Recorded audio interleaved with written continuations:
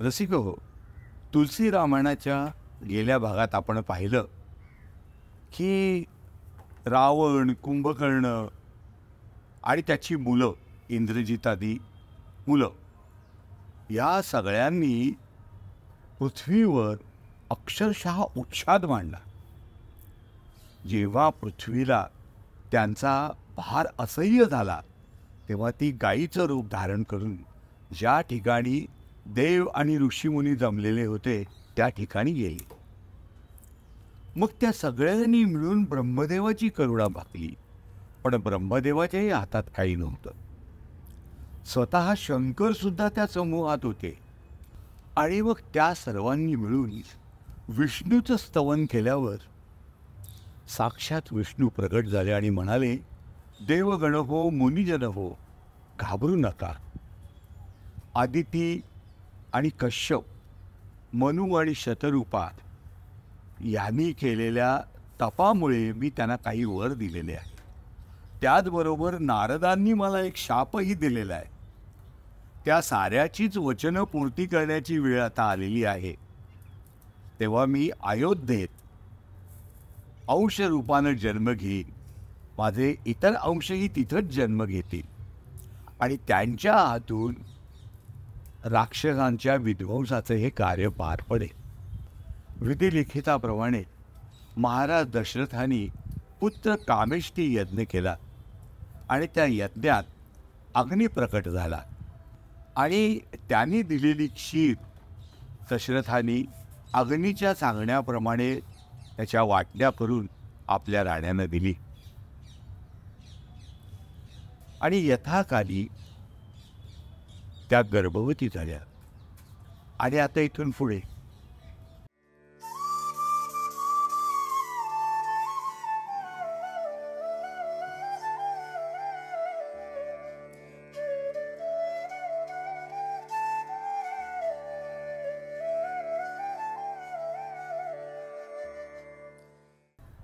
ज्या दिवसापासून या राण्यांच्या कुशीत परमेश्वर विसावला त्या दिवसापासून जनतेत सुख आणि संपत्ती यांची समृद्धी झाली. शोभा, शील आणि तेज यांच्या खाणी बनून त्या राण्या आपापल्या मंदिरात प्रकाशू लागल्या. अशा प्रकारे काही काळ सुखात गेला आणि प्रभू प्रगट होण्याचा समय जवळ आला. लग्न, वार, तिथी, ग्रह सगळेच अनुकूलपणे जुळून आले. चराचर सृष्टी हर्षोत्फुल्ल झाली. त्या सर्वांचं कारण रामजन्म हीच होतं. नवमी तिथी, पवित्र चैत्र महिना, शुक्ल पक्ष, हरिप्रिय असं अभिजित नक्षत्र, अतिउष्ण नाही अति थंड नाही असा दिवसाचा मध्यकाल आणि लोकांना संतोषदायक अशी पवित्र वेळ. शीतल मंद सुगंधित वारा सुटला. देव हर्षित झाले. संतांचा उत्साह वाढला. वनराजी फुलांनी लहडून आल्या. पर्वतांवर रत्न झळाळू लागली. साऱ्याच नद्या अमृतासारख्या पाण्यानं तुडुंब भरून वाहू लागल्या. अवताराची वेळ ब्रह्मदेवांच्या ध्यानी आली.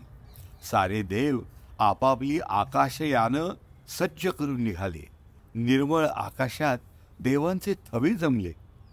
अवघ्या गंधर्वांनी भगवंताच्या गुणगायनास प्रारंभ केला.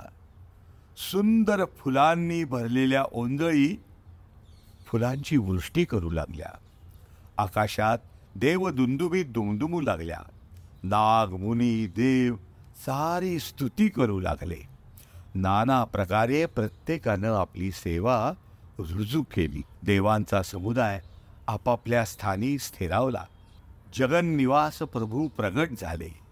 दीनदयाळ, कौसल्या हितकर्ते, कृपावंत प्रगट झाले. मुनींचेही मन हरण करणाऱ्या त्या अद्भुत रूपाचा विचार करता करता कौसल्येचं हृदय हर्षानं भरून गेलं. ते स्वरूप होतं तरी कसं? शरीर डोळ्यांना मोहवणारं, मेघासारखं सावळं, चतुर्भुज, चारी हातात 4 आयुध, गळ्यात अलंकार आणि वनमाला, नेत्र विशाल, अशा प्रकारे सौंदर्य सागर खरं नाशक प्रभू प्रगट झाले. तोही हात जोडून कौसल्या म्हणाली, अनंता, मी आपली स्तुती कशी करू? वेद पुराण म्हणतात आपण माया, गुण आणि ज्ञान यांच्या अतीत आहात. श्रुती आणि साधुजन, दया सुखाचा सागर, गुणांचे निवासस्थान असं आपलं गायन करतात. आपण भक्तप्रेमी लक्ष्मीपती भगवान माझ्यासाठी प्रगट झालात. वेद म्हणतात आपल्या प्रत्येक रोमात माया रचित ब्रह्मांडांचे अनेक समूह आहेत. आपण माझ्या उदरी वास्तव केले. हे ऐकून विवेकी पुरुषांचीही बुद्धी कुंठित झाल्याशिवाय राहणार नाही. मातेच्या ठिकाणी ज्ञानाचा स्वच्छ उदय झाला आहे हे पाहून भगवंतांनी स्मित केलं. त्यांना पुष्कळ प्रकारचं चरित्र कौतुक करायचं होतं. पूर्वजन्मीची सुंदर कथा सांगून त्यांनी मातेची अशी समजूत घातली की तिचं पुत्र वात्सल्य जागृत झालं. आईची ज्ञानस्वरूपी बुद्धी बदलतात ती पुन्हा म्हणाली, हे विश्वजनका, हे रूप सोडून दे. आईला आवडणाऱ्या अनुपमेय अशा बाललीला कर. मातेचं वचन ऐकून सुरश्रेष्ठ भगवंतांनी बालरूप धारण केलं. रडायला प्रारंभ केला. तुलसीदास म्हणतात, जे या चरित्राचं गायन करतील त्यांना हरिपद प्राप्ती होईल. तो संसार कूपात पुन्हा पडणार नाही. ब्राह्मण, गाय, देव, संत यांच्या कल्याणाकरता भगवंतांनी राघवाचा अवतार घेतला. माया, त्रिगुण आणि इंद्रिय ज्ञान यांच्या अतीत असलेले भगवंताचं ते रूप त्यांच्या इच्छेनंच निर्माण झालं. इतरांच्या शरीराप्रमाणे ते प्रारब्ध, कर्माधीन, त्रिगुणात्मक भौतिक पदार्थानं बनलेलं नव्हे. अत्यंत प्रिय शिशिरुदन कानी पडतात सर्व राण्या त्वरेनं आल्या. प्रासादातील धात्री दासी हर्षित झाल्या. सहाऱ्या पौरजनांना अत्यानंद झाला.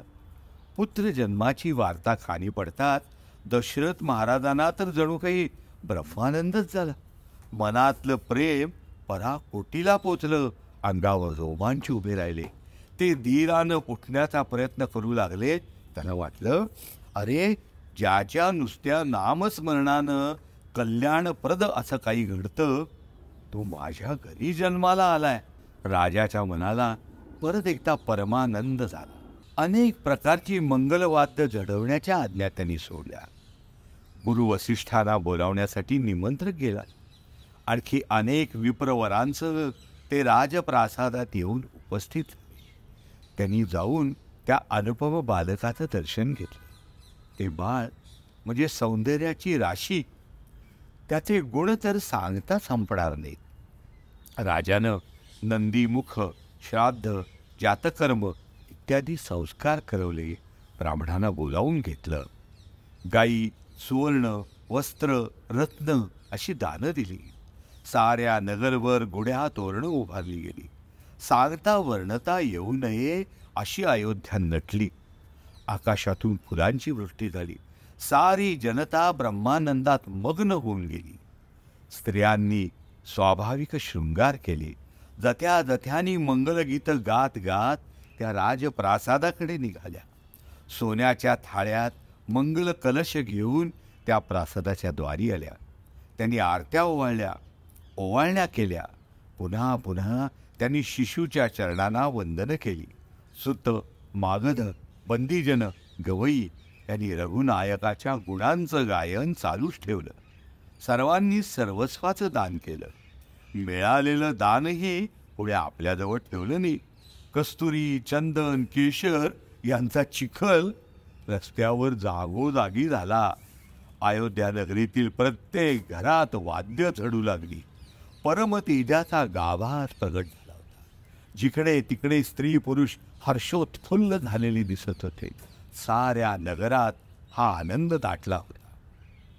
कौसल्याच्या प्रसूतीनंतर थोड्याच वेळात कैकेयीला 1 आणि सुमित्रेला 2 असे सुंदर पुत्र झाले. त्यावेळी अयोध्या नगरीत जी सुख समृद्धी झाली तिचं वर्णन शारदा शेषानाही साधणार नाही. अयोध्या फार साजरी दिसू लागली. वेळ भर दुपारची. पण वाटत होतं की रात्रच जणू प्रभू दर्शनासाठी आली आहे. सूर्याला पाहून ती लाजली आहे, सांजेसारखी शीतल झाली आहे. आवारू आणि धूप यांनी अंधारल्यासारखं झालं. त्यातच गुलाल उडाला, अंधारात लालिमा मिसळला. कौसल्याच्या भवनाच्या कळसाला रत्न जळवलेली होती, ती तारकांप्रमाणे चमकू लागली. राजप्रासादाचा कळस्थर चंद्रासारखा उदार प्रकाश दान करू लागला. आतल्या बाजूला विप्रांचा मधुर वेदपाठ सुरू झाले. जणू पक्ष्यांचा किलबिलाटच सुरू झाला. समय थोडा वाटू लागला. या साऱ्या कौतुकांची सूर्यालाही भुलावण झाली. 1 महिना निघून गेला हे त्याच्या लक्षातच आलं नाही. दिवस महिन्या इतका मोठा झाला हे कुणालाच उमगलं नाही.